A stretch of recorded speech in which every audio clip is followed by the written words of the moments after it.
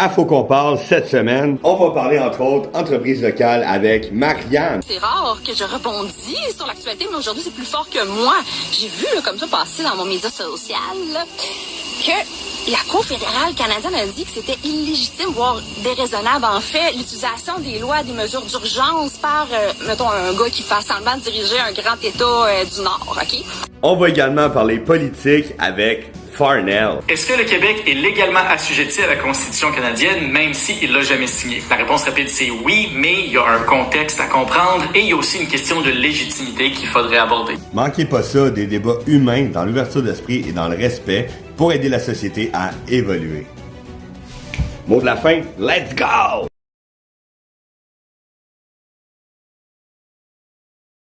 Et tout d'abord, merci à vous deux, merci de votre temps, super important je pense, de pouvoir débattre dans l'ouverture d'esprit, dans le respect. Je pense que c'est ce qui manque beaucoup. Puis c'est le but de Faut qu'on parle, justement, de pouvoir parler. Puis si les gens ont des divergences d'opinion, ben c'est important de le faire dans le respect parce que c'est comme ça, je pense, qu'on évolue. Donc, merci à vous deux pour votre temps. De la manière que ça va fonctionner, je vais vous demander d'abord de vous présenter un petit peu brièvement aux gens. Ensuite, je vais vous poser des questions un peu générales sur la société. Puis, j'ai des petites questions plus personnalisées à chacun d'entre vous que l'autre va pouvoir aussi répondre s'il sent le besoin, là, s'il y a quelque chose à dire par rapport à ça. Ça vous va? Ça va? Merci, Jo, d'organiser tout ça. On est là. Ouais, merci à vous, ça me fait vraiment plaisir. Merci à tout le monde d'être là aussi présentement. Puis n'hésitez pas là à commenter, à débattre, à poser des questions. On est là pour ça. Donc, en commençant, Farnell, si tu veux te présenter brièvement, s'il te plaît. Bonjour, je m'appelle Farnell Morisset, je suis québécois, j'habite présentement à Londres parce que je suis aux études. Mais bon, j'ai une formation d'abord d'ingénieur, j'ai fait génie civil à l'Université Laval, j'ai travaillé à peu près 5 ans pour une compagnie à Québec. Pour ça, je suis allé faire des études en droit et en économie. Je suis avocat, membre du barreau de New York et du barreau de l'Ontario, mes études étaient à McGill. Et puis, je travaille à peu près 5 ans à New York. Et puis maintenant, je suis à Londres en train de faire une maîtrise en philosophie. Mon sujet de maîtrise touche le lien entre le droit et l'économie. Wow! Vraiment bien. Merci pour ça. Et toi, Marianne? Je vais réduire ça, moi. J'ai adoré les études. J'ai plein d'études, mais je les énumérais pas. Je suis plutôt femme d'affaires depuis 20 ans au Québec, à Mascouche. Citoyenne impliquée dans autant les marchés publics, tout ce qui est l'agriculture locale, la consommation responsable, la gestion des matières résiduelles. Donc, je me suis amusée avec la communauté où j'évoluais à Mascouche. Et présentement, en pause au Costa Rica, pour mieux me retrouver et être. Alors, je suis devant mon ordinateur, derrière un écran pour être connecté avec le reste du monde. J'adore ça. Merci. Deux beaux êtres humains. Ça va être une belle discussion. Merci encore à vous deux. Beau parcours, les deux, vraiment. En commençant, la première question que j'aimerais vous poser, chacun votre tour. Farnell, tu peux commencer. Comment perçois-tu la société actuelle? C'est moi une question. Une question de même, c'est toujours, tu sais, comment on perçoit quelque chose, c'est toujours par rapport à quelque chose d'autre. C'est un peu dire, décris-moi, c'est une belle façon de dire, décris-moi par rapport aux autres. On vit dans une société. Je reconnais que c'est une bonne chose. Je pense que de base, l'humain est fait pour vivre en société. On vit dans des sociétés qui sont de plus en plus complexes. Ouais. Souvent, je pense que la complexité dépasse peut-être la capacité naturelle de nos cerveaux de comprendre la complexité sociale. Et je pense que c'est ça qui ajoute à toutes sortes de difficultés.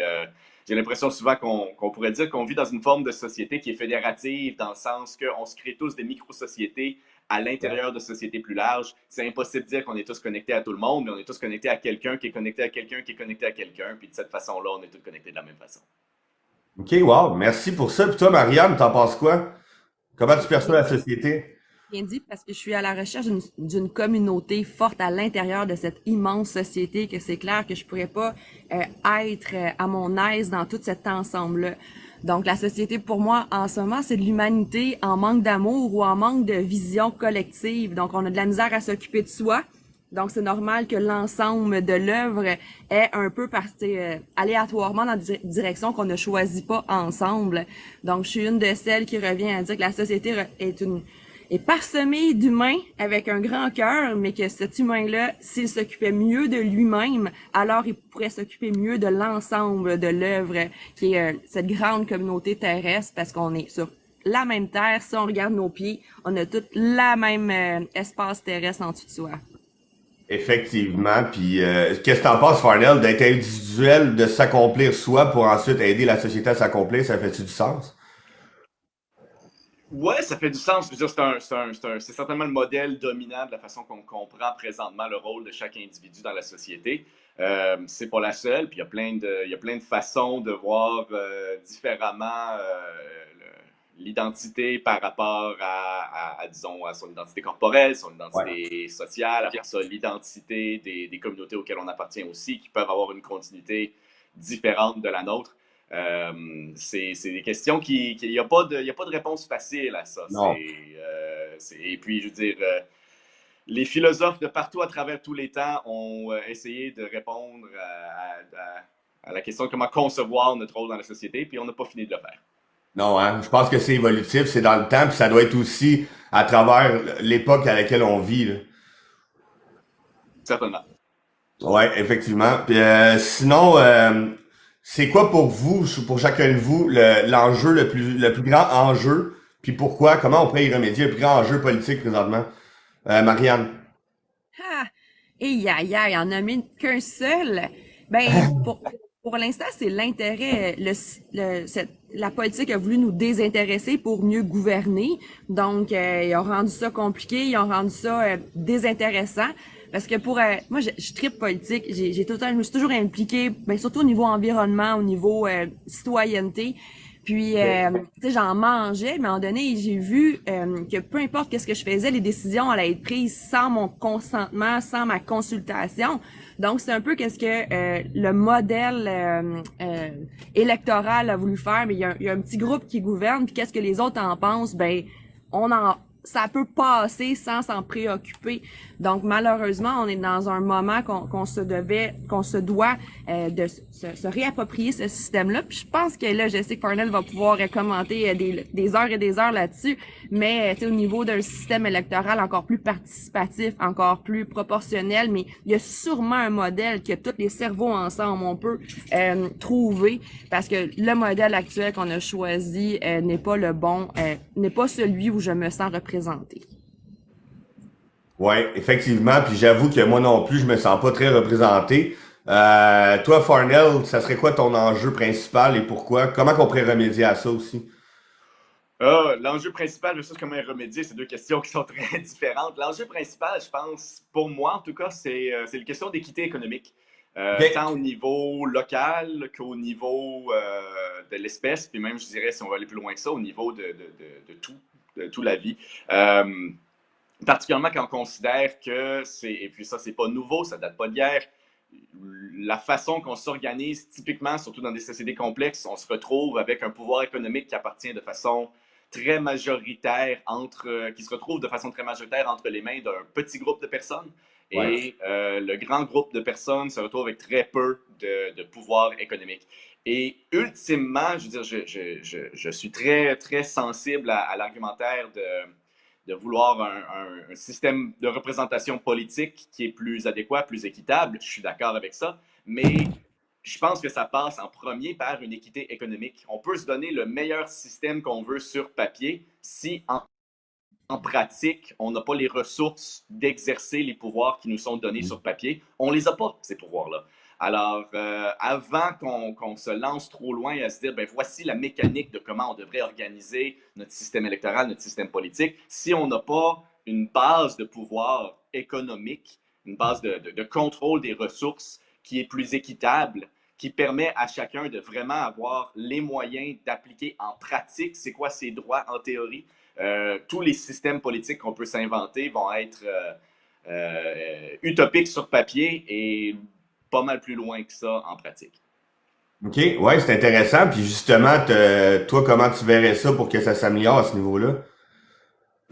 Je pense que ça passe en premier par une conscientisation de la réalité Mhm. culturelle actuelle. Il y a beaucoup, beaucoup de gens qui, je crois, dans leur conception des relations politiques, voient pas le rôle des relations économiques à l'intérieur de ça. Ils se disent que tant que tout est beau en théorie, tout est beau. Ouais. J'ai fait des études en droit, c'est bien facile d'avoir un beau système où tout le monde est juste et tout le monde est égal, Mm. puis avoir des mots sur des chartes et des papiers qui nous le permettent. Si nous, on l'intériorise pas, si on l'accepte pas, puis surtout si après ça, on l'exige pas en retour, ça va juste être des mots sur du papier. Et Ouais. puis, tant qu'on accepte que la théorie potentielle d'avoir accès à des leviers de pouvoir est suffisante, on va jamais après ça exiger mieux du côté pratique par la suite. Alors, une prise de conscience, conscientisation, une grosse prise de responsabilité, ça c'est une question culturelle. Ouais. C'est très très facile, puis ça fait très très longtemps qu'on se permet à se faire dire par la classe politique, par la classe qui a du pouvoir, inquiétez-vous pas, on s'occupe de tout, c'est trop compliqué pour vous, c'est Mm. trop difficile pour vous, faites-vous pas confiance, faites-nous confiance à place, on s'occupe de tout. Tout ce que vous avez à faire, c'est d'aller voter une fois ou 4 ans pour nous. Tant qu'on se satisfait de ça, tout le reste, ça sera pas grave. Alors, ça commence par nous, et puis il n'y a pas de grand moyen facile de faire, il faut que chacun fasse sa part. Ouais, ben, je suis entièrement d'accord. Puis justement, ce que j'en conclus, c'est qu'il y aurait un manque de participation politique dans la société. C'est ça que tu dis? Mais je pense que d'abord, il y a un manque de participation parce qu'il y a un manque de volonté de Ouais. participation politique.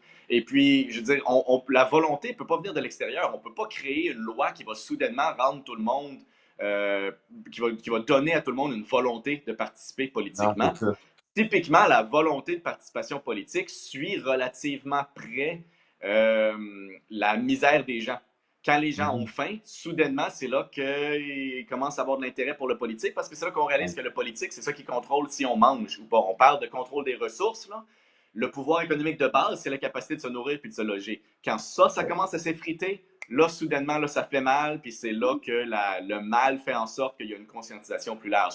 J'espère juste qu'on n'est pas obligé de se rendre là, parce que C'est ça, quand on hein? passe par des moyens de cette façon-là, quand on attend à ce que les gens aient tellement mal avant d'agir, ben c'est là qu'on vient à des solutions à la guillotine, à la révolution violente, qui, ultimement, historiquement, ces révolutions-là finissent généralement par un contrôle encore plus restreint des Exact. ressources, par ceux qui ont été capables de canaliser cette rage populaire désorganisée-là vers leur propre fin. Alors, une conscientisation plus modérée de ça, plus humaine, plus civique de ça, je pense que ça passe par là. Puis ça, encore une fois, c'est un changement de culture qui va pas se faire vite, qui va se faire par Non. une volonté collective. Exact. Je suis d'accord avec toi. Je pense que ça va prendre du temps parce que c'est un changement assez drastique que ça prend.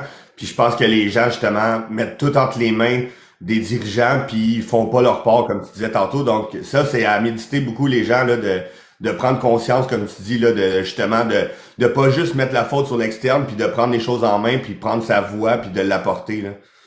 Puis, Joe, si je peux me permettre, c'est faire sa part dans le concret, là, mais c'est éviter le gaspillage, consommer moins, Ouais. consommer mieux, jardiner, faire de la bouffe à la maison. Il y a tellement, tout est là, tout est si simple, mais on dirait qu'on veut comme juste suivre le moule, comme on l'a dit tantôt, culturel de la Ouais. consommation, alors que ça, on voudrait juste ralentir ce mouvement-là.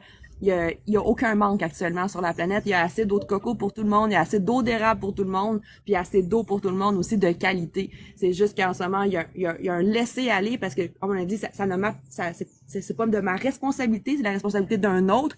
Alors, je peux abuser. C'est pas la mienne, mon eau. Alors, je peux me permettre de la Ouais. gaspiller. Mais si on revenait dans l'essence de tous les gestes qu'on peut faire dans le quotidien, ça serait beaucoup plus simple à discuter sur l'économie, comment elle existe, puis elle peut être fluide dans nos poches. C'est une question de choix, puis le bien nommé de responsabilisation. Ouais, je pense que tu as raison aussi, puis je pense que le mot d'ordre, c'est vraiment la prise de conscience, comme que Farnell disait tantôt, là. Ouais, ben, tu sais, Sinon, je peux donner un autre exemple justement ouais, de comment, à quoi ça ressemble concrètement prendre ses responsabilités. L'aspect environnemental, absolument, je suis complètement d'accord. Moi, sur le côté politique, je dirais, surtout dans notre démocratie moderne, une société complexe, où, comme je disais, on a des espèces de fédérations de sociétés, ben, ouais, prendre responsabilité pour sa propre fédération de société. Je pense que un des gestes les plus radicaux qu'on peut faire, un des gestes politiques, démocratiques les plus radicaux qu'on peut faire en tant que citoyen, c'est parler à ses voisins. Il y a combien de personnes aujourd'hui qui on partage un mm, mur avec un autre être humain Il est à 5 pieds de nous, on dort à côté de lui à toute fin pratique, mais il est de l'autre côté d'un mur, il y a une adresse civique différente, donc c'est un étranger total, on ne connaît pas son nom, on ne sait pas qu'est-ce qu'il fait, c'est qui. Juste ça, c'est absurde. Puis pour beaucoup de gens, c'est terrifiant l'idée d'aller cogner à la porte de son voisin juste pour se présenter. C'est impensable. Mais pourtant, si on veut parler de responsabilité communautaire, ben, commençons avec la personne qui dort à 6 pieds de nous. Et voilà. Wow, Et là, tellement la bien dit. communauté se crée. Donc, on peut échanger, on peut faire un jardin commun, on peut parler, on peut s'entraider avec les enfants. Hey, je m'en vais faire une commission, peux-tu surveiller mon enfant pendant 15 minutes? Il y a tellement à faire juste là. Puis une communauté, là, pour prendre les mots, les petites sociétés fédérées, là, mais c'est pas, on n'a pas besoin d'être 600. À 5-10, là, on a une micro-communauté d'entraide que là encore, ça devient plus fort, puis on donne l'exemple à ceux qui sont tout poignés dans leur intimité, aussi dans leur intérieur, pour dire, regarde, il y en a qui ont du fun, ils sourient, puis ça a l'air plus léger puis moins stressant. Alors moi aussi, je vais aller cogner chez la porte du voisin. Donc merci pour cet excellent point. Ça c'est une solution dès maintenant parce qu'on va être capable, mais aussi, on est rendu à un point qu'on a peur de s'exprimer. On veut plus, on roule trop notre langue puis on garde le silence. Ah ben là, je vais déplaire, ça va faire une pression, ça va devenir stressant. Au contraire, on doit revenir à ces discussions, à ces échanges-là, sans penser et en un langage non violent, dans un langage respectueux, toujours évidemment, pour justement s'élever dans OK, il m'expliquait ça, il m'en apprend. J'en donne, il m'en donne, mais on crée une troisième idée, on crée une progression d'idées, puis c'est comme ça qu'on évolue, puis qu'on se sent plus fort quand on vient dans la plus grosse société. Attends une minute, nous, on a parlé de ça, on a interagi, on a donné nos opinions, puis là, on est en confiance, que si je garde juste ma petite opinion, puis j'arrive dans un groupe, oh my God, je me sens tout seul, qu'est-ce qu'ils vont penser les autres, alors que si j'ai pris le temps d'en parler, ne serait-ce qu'avec ma famille, avec mon entourage, je me sens plus en confiance, en posture, digne et fier pour pouvoir l'aborder à un niveau supérieur, légèrement plus public, autant qu'on peut dire sur les médias sociaux ou dans nos groupes de travail, etc. Donc, c'est vraiment une première étape extrêmement importante à la situation qu'on traverse actuellement. Tellement. Ben, juste le retour à l'essence humaine d'être, comment je pourrais dire, on est des êtres sociaux, donc c'est normal de vouloir parler aux autres, de créer des liens, de comme tu disais, évoluer en tant que personne à travers les autres, tout ça. Donc, je pense que oui, c'est la base. C'était vraiment un beau point, ça. Merci, Farnell. Merci, Marianne, pour ça.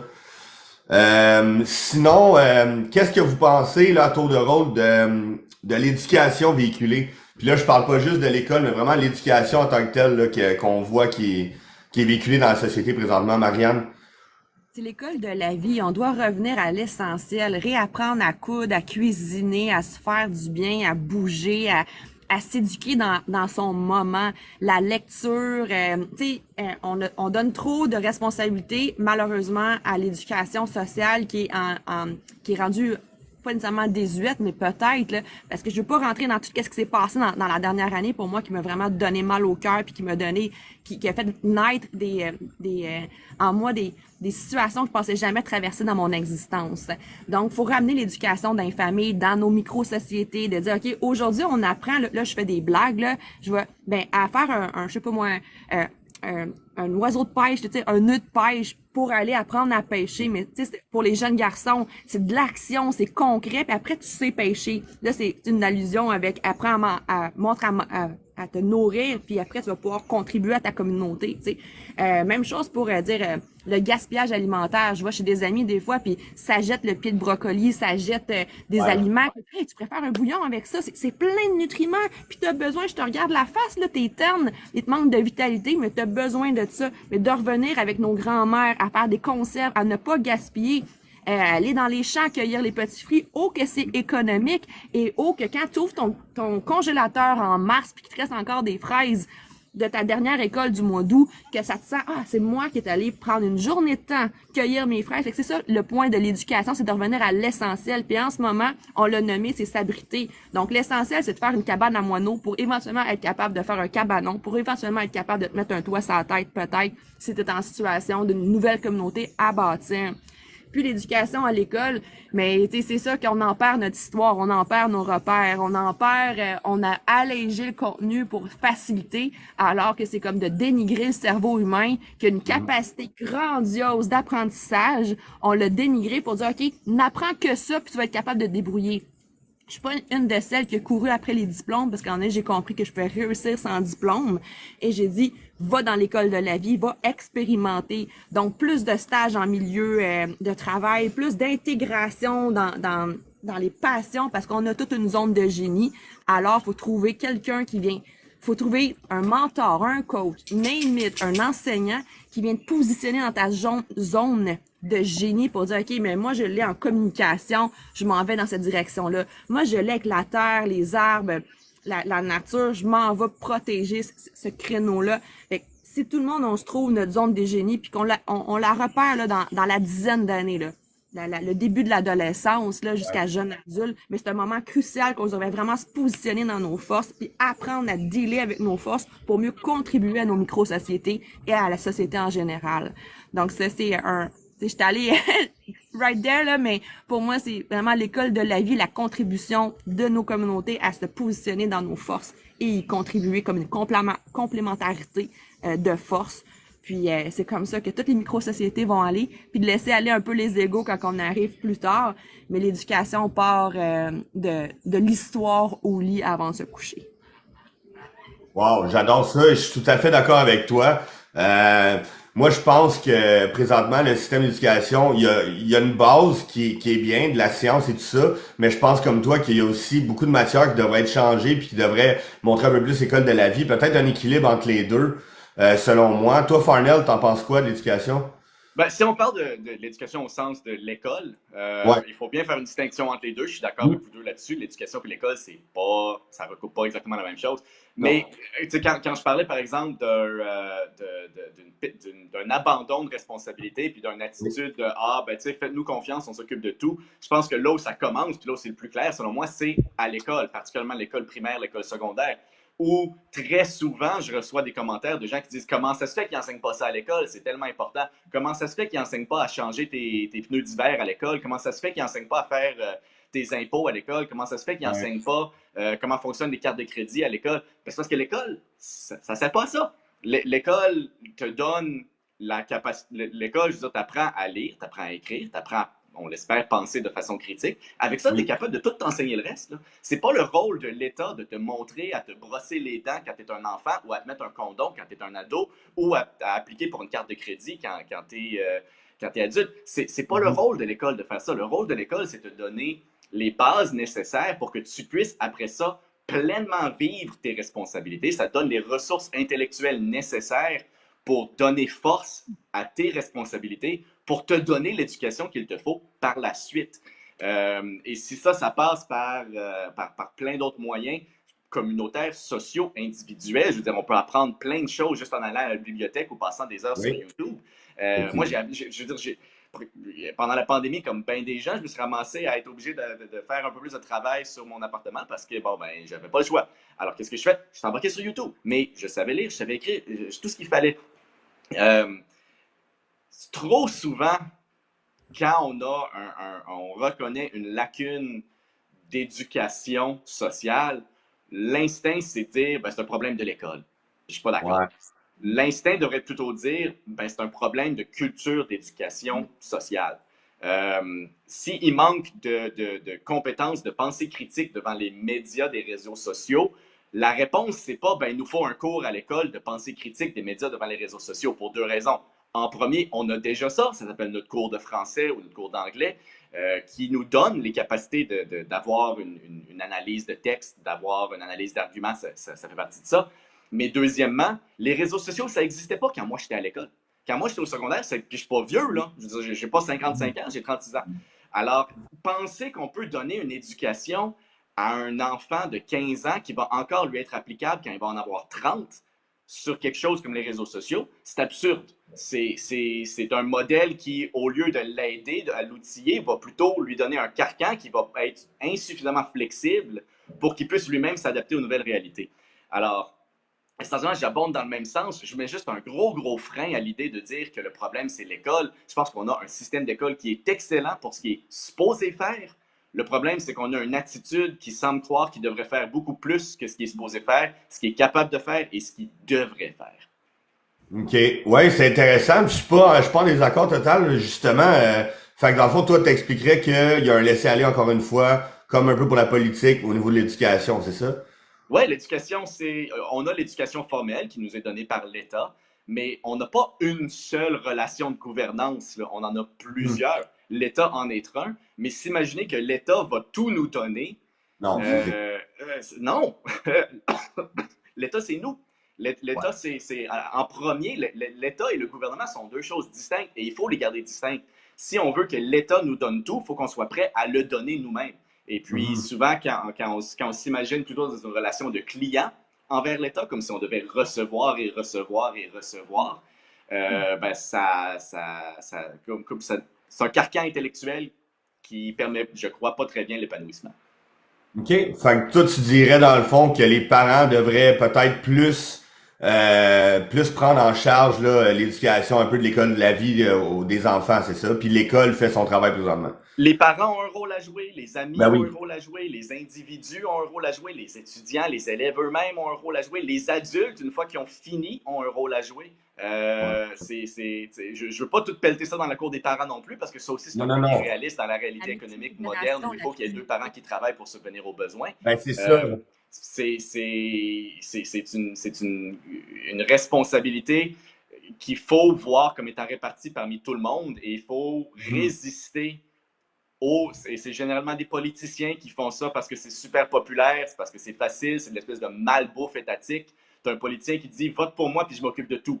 Ça, là, un politicien Ouais. qui est capable de dire ça puis qui est capable de convaincre les gens, là, c'est garanti qu'il est Mhm. élu. Mais on devrait voir un politicien qui dit ça avec énormément de réticence parce que c'est juste pas soutenable à long terme. Pas faisable. Qu'est-ce que t'allais dire, Marianne?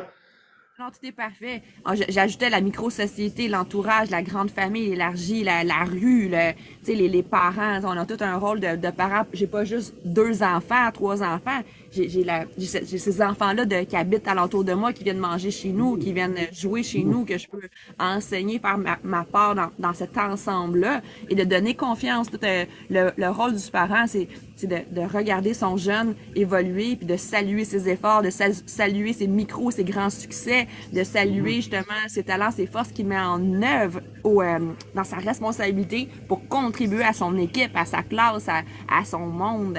Donc, ça va avec tout ce que Farnell a dit, parce que l'école, pour moi, ça a été un lieu extraordinaire d'épanouissement, parce que je suis arrivée dans l'école avec la bonne attitude. Donc, une question d'attitude que mes parents m'ont léguée. Ils m'ont dit « Hey, go, encore une belle journée à l'école aujourd'hui. Félicitations pour ta dictée, même si j'avais eu 4 fautes. C'est pas grave, tu l'as fait, done, check next. » tu sais. Donc, ouais, on est d'accord sur l'éducation et comment on peut contribuer à ce grand mouvement d'apprentissage. Ouais, je suis vraiment d'accord. Puis d'ailleurs, on a un commentaire ici, puis je m'en allais dire la même chose. Ça prend un village pour élever un enfant, donc ça prend une société, je pense, pour élever un enfant. Puis justement, comme tu as dit, je pense qu'en tant qu'adulte, ben on a une responsabilité envers tous les enfants. Tu sais, moi, je parlais d'intimidation à un moment donné, puis je disais, pense à tes enfants, si t'intimides, tu penses qu'ils te voient pas. Puis il y en a un qui m'avait dit, ouais, moi j'ai pas d'enfant, fait que je peux intimider. Ben non, t'as un rôle à jouer pour les autres enfants aussi. Tu sais, t'es un exemple, un modèle. On est tous à un certain niveau, un modèle d'un autre enfant, là. Ouais, tu parlais de responsabilité des parents, puis je veux pas pelleter ça dans la cour des parents parce que Non, non, la non. réalité économique, c'est que c'est plus facile. Mais une chose que les parents peuvent faire qui est pas très exigeant et qui va faire toute la différence, la première responsabilité des parents, je pense, ce serait de donner un village à leur enfant. Wow. J'adore ça. C'est très bien dit. Vraiment. Oui, effectivement. Puis je pense que ça, ben, encore une fois, ça revient à une prise de conscience, comme tu disais au début, tantôt, là. Ouais. C'est donner un village, là, ça commence en cognant à la porte de ton voisin. Exactement. Faites-le. Pour vrai, les gens, là, faites-le, puis venez nous dire après ça comment vous vous êtes sentis, qu'est-ce qui en est découlé, parce que c'est... Hey, vos voisins vont vous trouver bizarre, puis ils vont peut-être avoir peur de vous un peu, mais tu sais, soyez respectueux, puis des fois ça prend Exact. 3-4 jours, mais moi je l'ai fait. Je veux dire, j'ai vécu dans des blocs appartements presque toute ma vie adulte, et puis la première fois, c'est comme, il ouvre la porte un peu de côté, t'es qui toi, qu'est-ce que tu veux? Puis je fais juste dire, bonjour, je suis ton voisin, je m'appelle Farnell, si Wow. jamais il y a de quoi, hésite pas, tu sais, glisse-moi une note en dessous de la porte, je te laisse mon numéro de téléphone, puis je m'en vais. Ça prend 1 minute, rien d'autre, mais 3-4 jours plus tard, une semaine plus tard, quelqu'un me texte et dit Hey, j'attends un colis, penses-tu être là à telle heure? Si oui, peux-tu me prendre? Voilà. Ouais, pas trop. C'est juste ça. Ça Ouais. commence juste de même, ça prend tellement pas grand-chose. Puis t'es pas obligé d'être le meilleur chum avec ton voisin tous les jours, t'es pas obligé de l'inviter à prendre une bière à tous les fins de semaine non plus, là, mais au moins le connaître. Commencez là. Exactement d'accord. C'est l'essence de l'humanité, là, selon moi. C'est vraiment bien. Effectivement, faites-le, faites-le. Sinon, ça met fin aux questions générales. Je vais tomber dans les questions plus personnalisées. Puis dans le fond, je vous en pose une chaque. Puis si vous voulez ajouter quelque chose là, de l'autre personne, là, il n'y a pas de problème. Vous pouvez aussi là, dire votre mot. Marianne, c'est quoi l'importance d'encourager les entreprises locales pour toi? Ben, c'est crucial. Ça fait partie de nos familles, de notre communauté, de notre fédération. Ça fait partie de ceux qui, s'ils m'encouragent, ben, je vais encourager le restaurant, l'esthéticienne, la masso, le garagiste, le détaillant, etc. C'est crucial parce qu'en ce moment, c'est comme s'il y a une partie de l'argent, puis là, tu sais, je peux nommer un exemple, tu sais, qu'on n'avait pas avant là, par rapport aux cartes, à la surutilisation des cartes de crédit, etc., qui peut Ouais. découvrir pour moi en tant que commerce de 3 à 5 de frais, mais c'est un argent qui sort de mes poches, tu sais, qui s'en va dans un autre système à côté, alors que juste ce petit montant-là fait toute une différence au bout de la ligne sur les bénéfices bruts, les bénéfices nets, qu'est-ce qu'il en reste pour augmenter les salaires, pour pouvoir contribuer à la communauté en tant que partenaire, en tant que commanditaire ou quoi que ce soit. Donc, le commerce local s'effrite. Ben, c'est sûr qu'on a laissé la place aux grands modèles. Rien à dire en négatif aux grandes surfaces. Ils répondent à un besoin parce que les gens, c'est populaire, puis ils vont, mais au bout de la ligne, des fois, c'est aussi un marketing de dire que je vais économiser si je vais à telle grande surface versus un prix. Mais c'est peut-être comme 1%, 2%, 5% moins cher, mais que le même produit se retrouve avec un conseil, avec une famille d'ici, avec la proximité, justement, de tout l'enseignement qu'on peut faire par rapport à une vente. L'achat local est crucial, surtout pour l'assiette. En commençant par l'assiette, nos aliments, nos ingrédients, etc. Puis ensuite, surtout pour nos biens de consommation essentiels qui découlent. Ça veut dire qu'on utilise couramment à tous les jours. C'est une question de que comme j'ai nommé auparavant, que cet argent-là elle soit circulaire, qu'elle amène une plus-value. Puis, il faut pas juste arrêter de dire « Ah, je vais économiser X si je vais là. » Non, mais qu'est-ce que je vais contribuer en plus si je vais ailleurs? Donc, Ouais, c'est c'est de peser le pour et le contre. Et malheureusement, en ce moment, on s'attarde trop à l'économie mineure. Et j'ai nommé consommer moins. On est en surconsommation, on achète des choses complètement inutiles. Moi, j'appelle ça du prêt à jeter. Ça t'achètes ça, tu l'utilises quelques jours, quelques mois, puis après, c'est directement en poubelle. Qu'est-ce qui t'a amené dans ta vie au bout de la ligne? Un petit divertissement éphémère, alors que, je sais pas moi, un germoir pour faire tes germinations, un truc culinaire qui va faire des smoothies, des beurres de noix, etc. Oui, il vaut la dépense parce qu'au bout de la ligne, mais tu vas éviter d'aller acheter des trucs tout faits. Et tu vas ramener l'économie globale dans le temps et non pas dans l'immédiat. J'aurais beaucoup à dire sur ça, mais je laisse... Oui, si Parnell t'a complété sur ce point de l'économie, le 1$ par mois pour aider les gens, justement, c'est notre ami Carl qui fait un beau projet, justement, de dire, il en prend peu, ça en prend peu pour faire rouler l'économie de nos poches, de nos familles.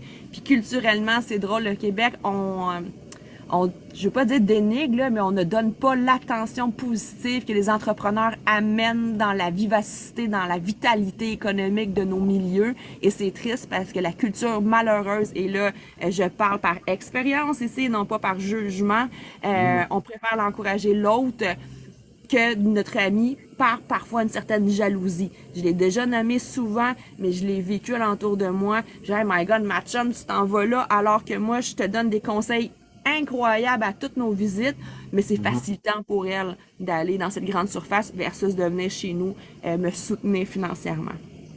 Donc, encourager local, c'est important. Puis salut Pietro, j'espère que tu vas bien. Merci pour ça, Marianne. Toi, Farnell, qu'est-ce que tu penses du système de justice actuel? C'est le meilleur système de justice que les humains aient développé et ça ne veut pas dire qu'il est bon. OK. Je veux dire, il y a des grosses lacunes dans le système de justice actuellement, mais je crois quand même que c'est un bien meilleur système de justice en termes du respect des droits, en termes de l'accès à la justice, même si c'est un gros problème, que à peu près n'importe quelle autre réalité. Il faut toujours, au lieu de comparer à l'idéal, comparer à ce qu'on avait avant. Notre système de justice aujourd'hui, il est beaucoup et de loin meilleur que n'importe quel autre système de justice, au moins système de justice occidental auquel j'ai la moindre connaissance. Mais ça ne veut absolument pas dire qu'on devrait se féliciter et dire bravo, le travail est fait, c'est bien correct, on est content. On n'a pas fini de travailler sur le système de justice non plus. Il faut continuer à l'améliorer, il faut le rendre plus accessible, il faut le rendre plus juste, il faut ajouter une diversité des points de vue dans le système de justice. Mais il y a un point entre faire les éloges infinis du système de justice puis croire qu'il est beau, qu'il est parfait, qu'on n'a rien à dire puis être hostile à toute critique, et de l'autre côté, croire que c'est de la merde, qui est affreux, qu'on devrait tout jeter à terre puis recommencer à zéro. Winston Churchill, déjà, on lui attribue la phrase « La démocratie, c'est le pire système de gouvernement, sauf tous les autres systèmes qu'on a essayés. » Notre système de justice, c'est le pire système de justice, sauf tous les autres systèmes de justice qu'on a déjà essayés. Et puis, il faut prendre ça en compte dans nos critiques et dans nos tentatives d'amélioration. Donc toi, qu'est-ce que tu dirais? Tu garderais une partie puis tu changerais une autre partie? J'irais quand on parle des lacunes, par exemple, l'accès à la justice, c'est un gros problème. L'énorme majorité des gens ne se qualifient pas sont pas assez pauvres pour l'aide financière, mais ne sont pas assez riches pour se payer un avocat. Alors, à toute fin pratique, au moins en litige civil, l'énorme majorité des gens n'ont pas accès au système de justice. Le système de justice, fonctionnellement, n'existe pas pour ces personnes-là. Il faudrait le rendre plus accessible. Comment le rendre plus accessible sans diminuer la qualité? Je ne sais pas. C'est extrêmement difficile. On pourrait décider demain matin qu'on va nommer 25 000 juges de plus, puis on va payer les juges le salaire minimum, puis on va exiger qu'il y ait peut-être un secondaire 5. On pourrait faire ça. Puis là, tout le monde aurait accès au système de justice. On n'aurait plus de problème d'accès à la justice. On aurait un gros problème de qualité de la justice, par exemple. Ouais. Alors, comment on s'arrange dans tout ça? Ça serait peut-être intéressant d'avoir une espèce de médiation de petite créance qui donnerait accès au système de justice. Si on s'entend, là, si t'es oups, je ne sais pas si c'est encore là. Oui, OK. Si t'es un entrepreneur, par exemple, qui a un problème, on parle d'une business locale, tu es un entrepreneur local, tu as un problème avec ton fournisseur, une dispute de 10 000 pour toi, c'est énorme, là, 10 000 mais un procès, ça coûte à l'État pas mal plus que 10 000 Alors, on sort perdant. Ça ne veut pas dire que toi, en tant qu'entrepreneur qui a une dispute qui va faire la différence entre rester en business ou pas, c'est d'importance cruciale pour toi. Mais le modèle actuel n'est pas fait pour des différends de ce genre-là. Il y a les petites créances, mais ça aussi, c'est un système oppositionnel. C'est assez rare, ça prend des années à avoir une résolution. Peut-être qu'on pourrait passer par des processus de médiation communautaire qui seraient rapides, accessibles, et qui pourrait quand même être de bonne qualité si c'est offert justement avec un appui social, local, généralement accepté. Ça pourrait être des avenues comme ça, mais je veux dire, des théories pour comment améliorer le système de justice, il n'en manque pas. Il y en a qui viennent de tous les azimuts politiques.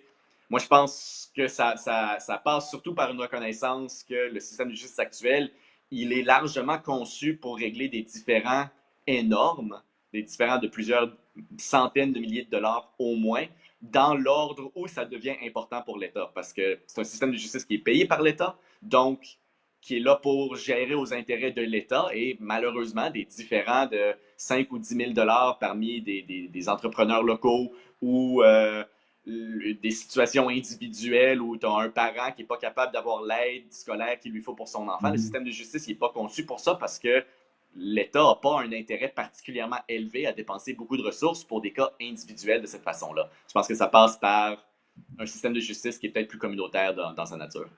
Oui, c'est intéressant. Justement, je voulais te lancer là-dessus. J'ai eu Nicolas Tétrault la fin de semaine passée, puis lui, il me parlait justement de mettre des médiations pour désengorger un peu le système, pour des conflits un peu plus minimes, pas moins importants, mais plus de moins grande envergure, puis qui pourraient se régler avant d'aller en cours. Donc toi, tu penses que ce serait une solution aussi?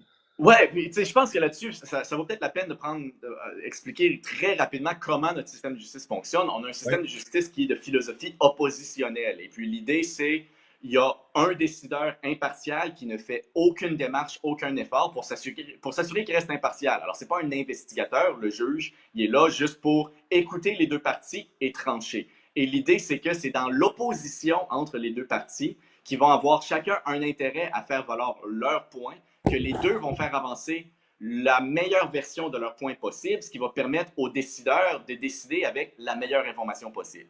Ça c'est la théorie. Puis c'est une théorie qui fonctionne très bien quand les deux côtés ont les ressources nécessaires pour tout faire venir cette réalité-là, ces éléments de preuve-là, tout ça. Mais ça ne fonctionne pas quand les deux parties n'ont pas les mêmes ressources, comme c'est souvent le cas, ou même comme c'est très souvent le cas, quand les deux parties n'ont pas de ressources pour se payer un avocat, pour se payer un investigateur privé, pour se payer les analyses financières, tout ça. Alors, c'est là qu'avoir un système de justice qui serait, ce qu'on pourrait dire, inquisitorial, ça, c'est un système de justice où le décideur est aussi l'investigateur. Alors, avoir un processus de médiation où le médiateur est aussi chargé lui-même d'essayer de déterminer qu'est-ce qui s'est passé et avoir un rôle un peu plus actif pour que ce soit moins cher des deux côtés et que ce ne soit pas une opposition, une surenchère constante de ressources pour des différends qui ont une valeur relativement faible par rapport aux intérêts de l'État. Je pense que c'est peut-être un modèle qui serait un peu plus intéressant. OK, c'est intéressant. Ben, merci pour ça. Vraiment des bons points. Puis je pense que ça peut ouvrir un peu justement l'esprit des gens à voir comment que ça pourrait changer. Merci. Marianne, comment qu'on pourrait aider à prévenir la faillite des entreprises locales qui vont pas bien? Aïe, aïe, aïe! Mais c'est sûr que, tu sais, malheureusement, il y a un incontrôlable là-dedans d'un système trop taxé. Actuellement, tu sais, c'est une risée, je trouve, d'avoir une surtaxe qui devient, tu sais, un enjeu d'injustice, justement, face à d'autres économies sur la terre.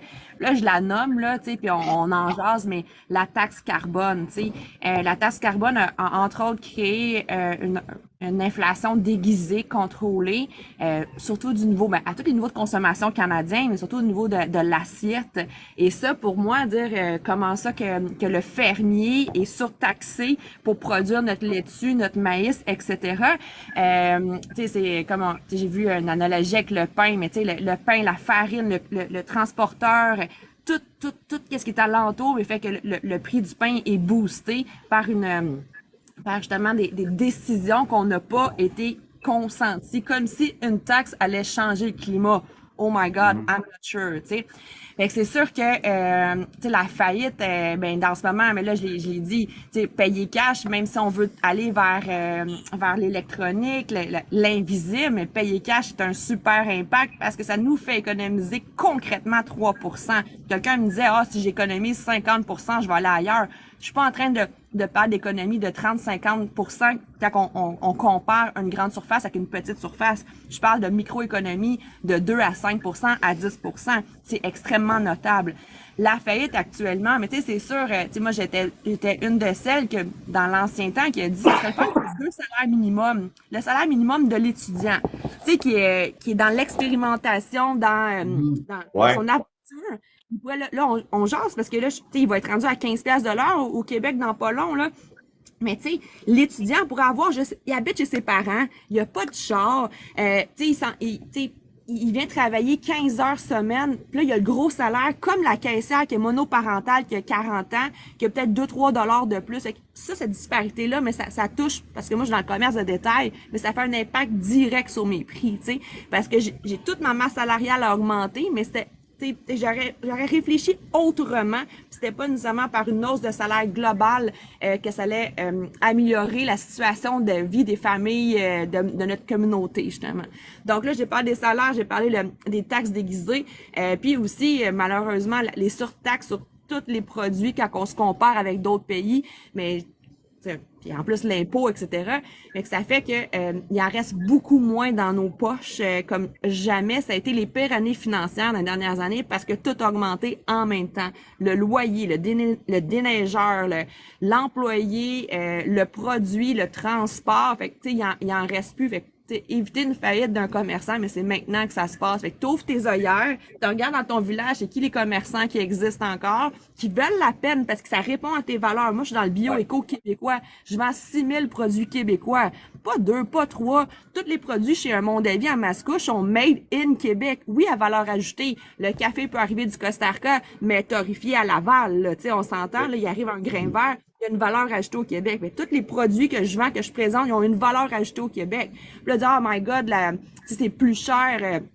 si on va là, mais c'est moins cher si tu amènes ton contenant puis tu le fais remplir. C'est moins cher si tu le fabriques toi-même. C'est moins cher si tu n'en consommes pas parce que t'en as pas de besoin, tu sais. Fait que les économies sont là quand on est réfléchi puis qu'on dit, on l'a toujours nommé, prends 20 $ d'achat, d'importation, puis amène-les dans ton économie canadienne, québécoise, locale, mais ça a un impact de milliards de dollars si toutes les familles du Québec ou de ta communauté le fait. C'est pas si dramatique, 20 $, là. C'est 20 $ aussi parfois de cochonneries que t'achètes, comme j'ai dit, prêt à acheter, juste pour flasher, tu sais, que complètement dans l'inutilité du paraître, alors que l'être, mieux manger, mieux être dans ton corps, dans tes routines de beauté, exempt de produits chimiques. On tolère je dérive la question, mais on tolère au Canada des pesticides, des produits génétiquement modifiés, des produits dans nos cosmétiques qui sont causes éprouvées par la science de cancer. Puis après, mais c'est le système de maladie, parce que moi, je vois pas le système de santé au Canada ni au Québec actuellement. Puis après, ça l'encontre. Puis après, moi, je me sens dénigrée, je me sens mal, puis je peux plus être active et positive dans ma communauté. Fait que, tu sais, c'est tout ça. Fait qu'on est en train de se polluer avec des petits produits à petit prix, juste pour oh my god, cette marque-là, elle me fait de la grosse pub sale dans mes médias sociaux. Puis c'est un produit qui est pas propre.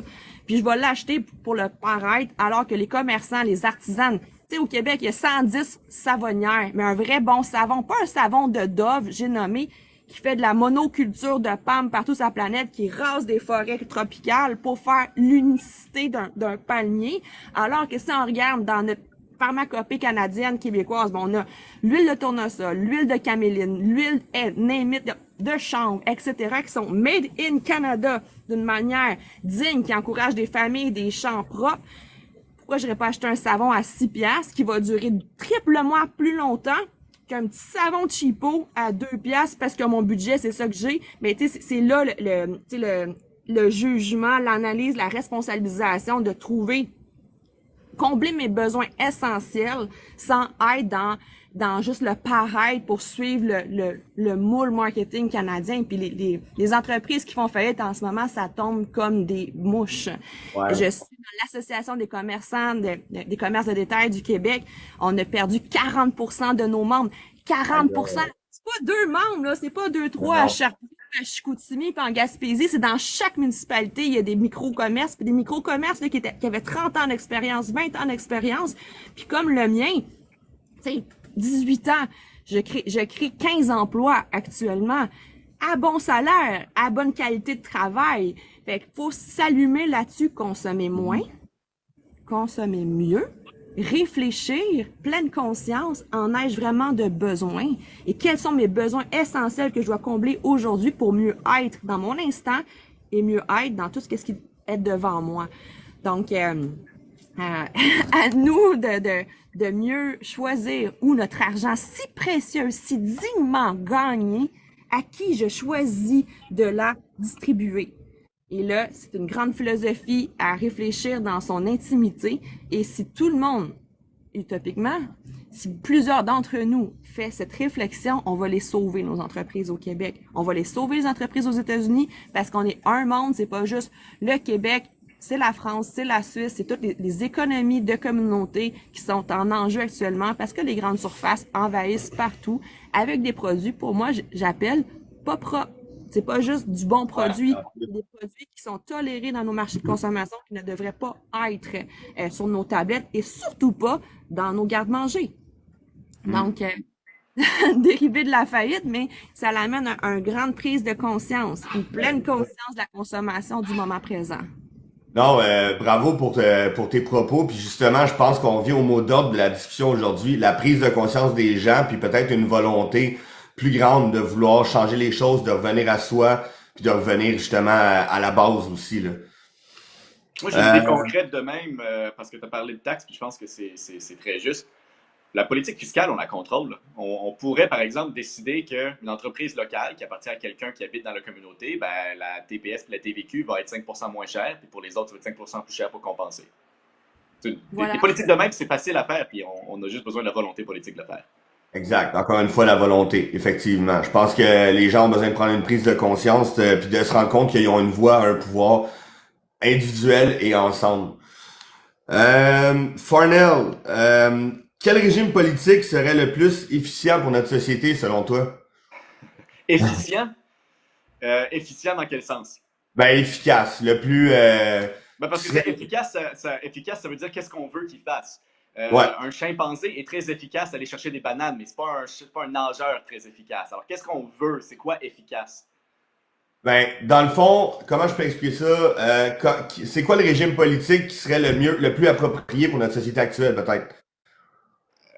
Ça devient tough encore que c'est approprié pour la société actuelle. Ça veut dire que derrière le commentaire, puis je fais pas ça pour être pédant, là, mais c'est que derrière le commentaire, il y a une insinuation qu'on est tous d'accord, ou au moins qu'il existe une réponse à la question de qu'est-ce que la société actuelle a besoin. Et puis, si vous êtes quelqu'un qui est, par exemple, de très conservateur ou de libertarien même, vous allez avoir une réponse très différente à quelqu'un qui est très collectiviste et progressiste. Alors, par exemple, si on veut la société la plus efficace en termes de réduire les coûts de l'État et avoir des procédures qui sont fonctionnelles, ben, ce qu'on sait, c'est que les nouvelles dictatures, les dictatures qui sont relativement jeunes, sont généralement de loin les plus efficaces en termes d'utilisation des ressources. Le problème, c'est que tu n'as pas le droit de vote. C'est que tu peux te faire arrêter pour n'importe quoi, n'importe quand par la police. Mais je veux dire, les tribunaux, c'est cher. Alors, si on enlève les tribunaux, ça va être beaucoup plus efficace en termes économiques.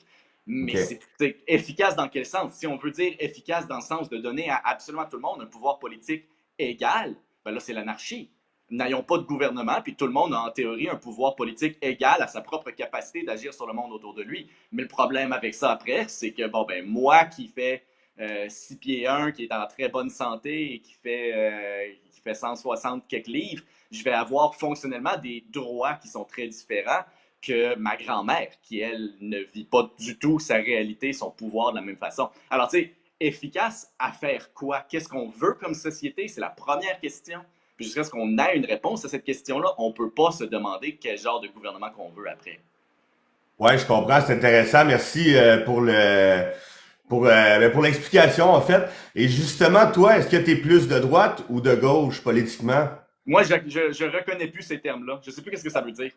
OK. De gauche, et puis je veux dire, je sais que quand je dis ça, les gens disent, ben voyons donc, tout le monde sait c'est quoi. Mais non. On utilise les mots de façon très vague qui veulent presque plus rien dire. Tu sais, par exemple, historiquement, l'origine des termes la gauche et la droite, c'est où s'assoyaient les députés à la première Assemblée nationale en France. À la Ah gauche, oui. tu avais les anti-monarchistes et à la droite, tu avais les monarchistes. On s'entend que ça ne s'explique plus de cette façon-là. Alors, généralement, la Non. gauche, par exemple, voulait défaire le statu quo. Alors, ils étaient moins conservateurs. Ils étaient généralement plus ouverts à taxer les riches pour donner des services à la population parce qu'ils étaient plus alignés à la classe populaire plutôt qu'à la classe monarchiste qui était l'aristocratie. Mais ces termes-là, selon moi, ne veulent plus rien dire. C'est devenu des noms d'équipes sportives.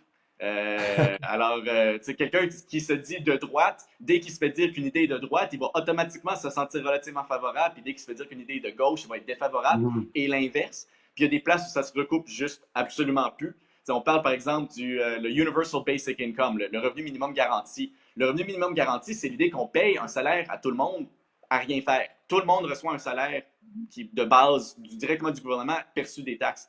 Est-ce que c'est une idée de gauche ou de droite?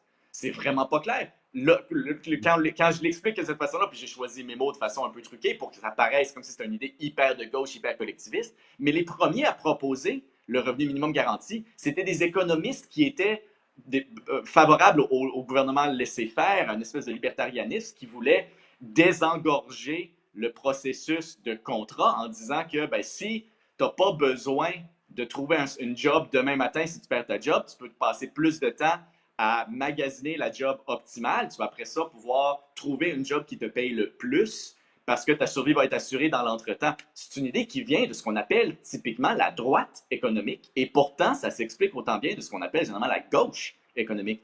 Et je dis pas ça pour dire une espèce de « Ah ben je suis un centriste, c'est de Ouais, l'entre-deux, il faut ouais. que les idées viennent des deux bords ». Non, les termes ne veulent plus rien dire. Alors quand vous dites « Est-ce que tu es de gauche ou de droite ?» ou si jamais quelqu'un vous le demande, première chose à faire, c'est demander à la personne, ben, c'est quoi la gauche pour toi? C'est quoi la droite pour toi? Définissez les termes, puis après ça, répondez en fonction de ça. Alors, je suis complètement ouvert à répondre. Il va falloir que tu me définisses c'est quoi la gauche et la droite pour toi. Ben, Ouais. merci pour l'explication. Ouais, vas-y, Marianne. Non, mais ça l'amène, c'est l'actualité, c'est exactement ça, parce que rares sont ceux qui vont être capables de la définir dans le contexte actuel. On peut la définir dans, comme il dit, dans l'ancien temps où on était dans cette monarchie-là. On peut la définir dans les années 80, on peut la définir, mais là, on est rendu en 2024. Fait que maintenant, c'est quoi? Parce qu'on a perdu ces repères-là, on va dire, ces critères ou quoi que ce soit, qui désignaient qu'est-ce qui était. Alors, c'est comme un gros ménage. Fait qu'avant de commencer à parler, faut réviser notre philosophie, notre réflexion pour mettre les bases de notre communication dans les mêmes verbes, là, dans les justes verbes. Donc, c'est un super bon point. Puis, c'est exactement, ça aurait été exactement mon type de réponse aussi. Parce que parfois, je vais me positionner dans une position plus ouverte, plus inclusive et parfois plus exclusive, plus ben non, tu sais, ça va de soi. Fait que c'est sûr qu'avant, pour réétablir nos critères, nos vocabulaires, nos verbes. Puis ça, c'est un grand défi en communication actuellement. Ouais, ben c'est vraiment, je trouve ça vraiment intéressant. Puis merci pour les explications. Ben justement, je me rends compte qu'on parle souvent d'un combat entre la droite puis la gauche, mais comme on dit, on sait plus vraiment c'est quoi. Donc, y a-tu vraiment un combat ou c'est juste des idées Il éparpillées? y en a un. C'est juste que pour la plupart des gens, c'est un combat d'équipe sportive. Ouais. Ils s'identifient dans une équipe, ça fait qu'ils gueulent fort pour cette équipe-là, puis ils gueulent contre l'autre équipe sans vraiment savoir pourquoi. Ben c'est Voilà. ça. Fait que d'après moi, ça démontre encore une fois un lâcher-prise au niveau du savoir politique. Oui. Puis de retourner des fois notre naïveté, notre innocence pour justement converser en tout respect. Tu sais, on n'est pas, on a ce cerveau-là collectif, on a accès à toutes ces informations-là, mais à nous des adapter avec la communication du moment. On n'est pas meilleur, tu sais, les égos ou quoi que ce soit, parce qu'on nommé dans la conversation par rapport à actuellement, parce que le contrôle médiatique, ben, il va contrôler ça. Puis là, les gens qui vont suivre ça sans réflexion vont dire, ah, ben, je vais adhérer à ça. Mais quand tu retournes dans ton petit cœur d'amour, là, puis que tu dis, ah, ben, finalement, c'est peut-être pas ça que moi j'insinuais, que j'aimerais véhiculer dans ma famille, dans ma communauté. Puis, à moi de me réviser. Tu sais, puis ce temps-là, malheureusement, n'existe plus. C'est dimanche paroissial où on prenait le temps d'être ensemble pour converser et bâtir et construire et échanger. Donc, c'est une autre réflexion, mais à y revenir, ces petits parquets d'église-là, là, ces petits moments-là communautaires, là, pas nécessairement devant une église, mais on peut se rassembler d'une communauté en conversant, puis réservé à tous, pas juste les éduqués, les universitaires, mais à tout du fermier jusqu'aux professeurs, là. Tout le monde est impliqué, puis tout le monde doit travailler son esprit critique pour justement aider la société à évoluer. Je suis vraiment d'accord. Bonne idée, ça. De revenir aux sources. Marianne, je pense que je sais la réponse, mais est-ce que t'es plus argent comptant ou argent fictif et pourquoi? Ben, l'argent comptant, là, en ce moment, là, les shutdowns d'électricité qui se passent, puis quand t'arrives dans les commerces, puis tu bip, puis tu peux pas mettre du gaz dans ton char, ben, moi, j'ai toujours dit, tout le temps, avoir 500 piastres accessibles, cash, dans les circonstances, oui, climatiques, dans les circonstances challengeantes qu'on traverse. Et puis je préfère un clin d'œil, le bon vieux truc. J'échange une session de yoga contre un bon massage ou deux. Ouais. J'échange un temps de gardiennage, de supervision au devoir contre des repas. Tu sais, fait que des fois, le cash peut être aussi dire la vraie échange juste.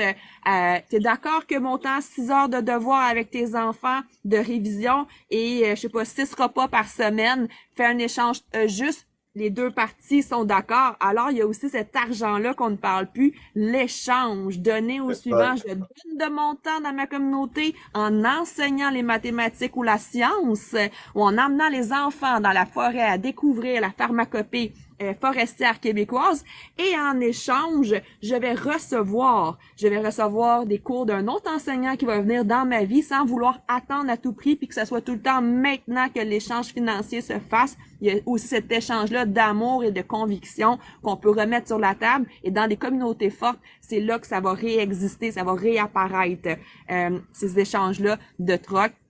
Je le souhaite parce que moi, je suis une fille qui troque énormément.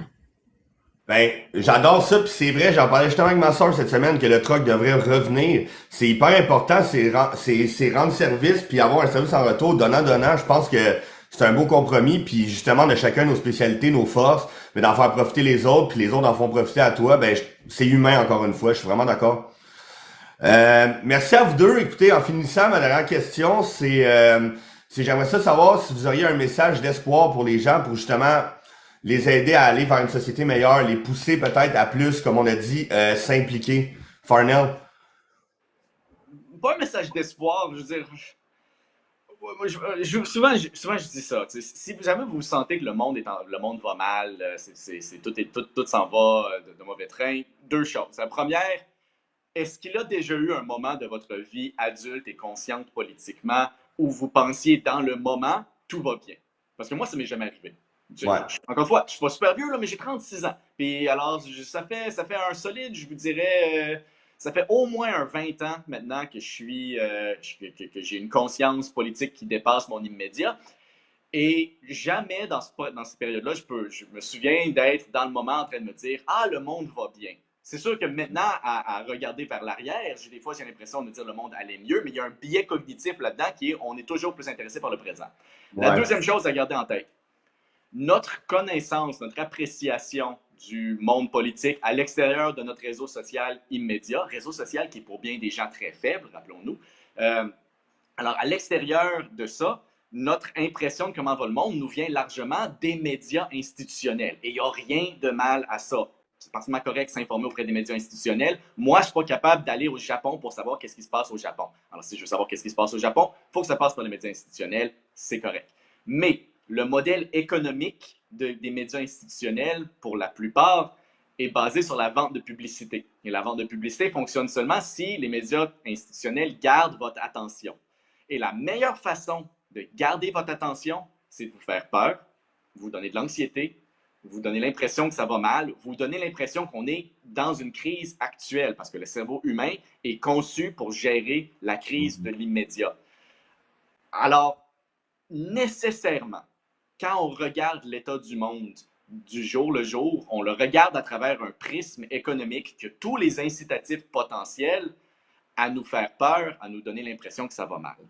La réalité, statistiquement démontrable, c'est qu'aujourd'hui, pour l'humain moyen, c'est le meilleur moment pour être vivant, pour être en santé, pour avoir des ressources, pour ne pas se faire tuer en violence, pour ne pas mourir en enfance, par à peu près tous les métriques que je pense que l'énorme majorité des gens utiliseraient pour déterminer si la vie va bien ou elle va mal. Aujourd'hui, c'est le meilleur moment de l'humanité. Et ça, on l'oublie souvent, là, mais on vit plus vieux, on est en meilleure santé. Est-ce que ça veut dire que les choses sont parfaites? Absolument pas. Est-ce que ça veut dire qu'on devrait arrêter de vouloir faire mieux? Absolument pas. Mais gardons ça en tête aussi. Alors, mon message, ce serait ça. Et puis, je vous dirais, allez donc cogner à la porte de vos voisins, vous présenter. Oui, faites-le. Puis toi, Marianne? C'est vraiment inspirant, Farnell. C'est justement ça, parce qu'on s'en rend pas compte par justement les gens qui veulent manipuler cet état-là.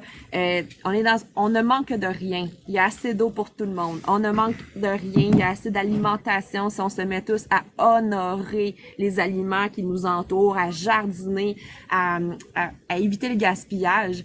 Donc, tu sais, l'espoir est en nous. C'est toute une question de quelle paire de lunettes je me mets ce matin. C'est toute une question d'attitude, de mindset. Puis, tu sais, justement, Farnell, je t'invite à faire une capsule sur le point que tu viens de nous partager, parce que c'était vraiment concluant pour dire, on veut tellement dire, il y a la guerre, il y a ci, il y a ça, mais regarde ici, il y a la paix derrière moi, il y a le calme, il y a l'amour, et de focusser sur ces attitudes, ces vibrantes, élevantes, qui sont pas nécessairement spirituelles. Oui, c'est la spiritualité de prendre soin de soi. Et que moi, dans mes messages cruciaux du moment, c'est peux-tu t'occuper juste de toi en ce moment? Juste de toi, c'est pas de l'égoïsme. Parce que plus tu vas bien aller dans ton mindset, dans ton énergie, dans ton sourire, mais plus tu vas encourager d'autres qui t'entourent à mieux être également. ton enfant va regarder un parent heureux, va dire « Ah, wow, on va jouer ensemble. » Fait que ça va tout l'épanouissement social va faire des petits, ça va rayonner grand, puis ça va rayonner au-delà des frontières. Donc, le message d'espoir, c'est vraiment, plus tu prends soin de toi, plus ta santé est concluante, puis ne remets pas de la santé aux mains des autres. Tu es le seul maître de ton corps. Tu ne contrôles pas le reste, les contrôlent, le maître maîtrise. Alors, maîtrise tes cellules, maîtrise ton verbe, maîtrise ton regard et allume tes sens à voir le beau en tout. Le beau est ici et maintenant actuellement. On a eu des interactions extrêmement enrichissantes. Alors à nous, à toi, à ceux qui nous écoutent, de refaire ces moments-là, 2-3 beaux petits cerveaux d'amour, là. Puis aujourd'hui, on parle de telle situation et on s'échange pour je sors de là grandi. Je grandis encore même à 40 ans et je grandirai encore à tous les jours quand je serai entourée de gens qui sont bien dans leur être. Donc, ramenons-nous à ça. Puis merci, Parnell, d'avoir dit ça. Nous vivons un moment wow sur la Terre. Les baleines sautent, les singes font des enfants. Il y a des bananes partout alentour de nous. C'est l'abondance. Puis il y a des cerveaux qui vont à l'université puis qui développent des philosophies, des réflexions pour nous faire grandir collectivement. Nous avons besoin de toutes nous. Du fermier qui macère la terre et qui sème ta prochaine nourriture. Des profs de yoga pour te ramener dans ton instant présent et dans ton corps et entendre les messages de ton intérieur.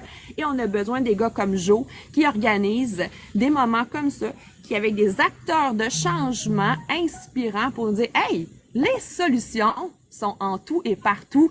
Merci la vie, j'honore l'intelligence humaine, l'intelligence, j'ai gros frissons qui me passent parce que nous sommes un grand cerveau collectif si on s'unit par le troc, par les échanges, par le respect et la bienveillance, tout va alors très bien. Wow! Hey, wow! Merci à vous deux, pour vrai, c'était une discussion très humaine, j'ai adoré, j'espère que vous avez aimé ça, moi ça vient me chercher vraiment, j'aime la tangente positive que ça apporte à la fin. Je pense que le mot d'ordre, c'est vraiment, au bout du compte, là, la prise de conscience. Nous sommes vivants, nous sommes humains, ça va pas si mal que ça, puis il faut peut-être donner un peu plus de soi, autant à nous-mêmes qu'à la société. Oui, bravo. Ben, merci à vous deux, vraiment. Excellent.